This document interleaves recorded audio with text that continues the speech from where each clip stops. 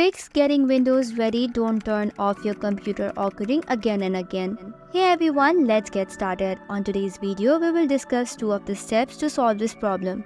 For the first solution, on the search bar or start bar, you have to search for command prompt. Make sure to not open it directly but click on Run as Administrator.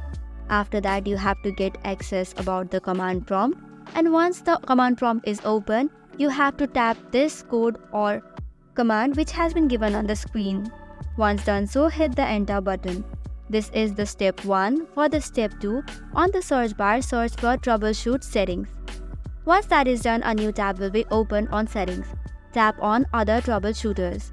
Here on the most frequent, you will see Windows Update. Click on the run button which is right beside it. It might take a while, so you might have to wait till then.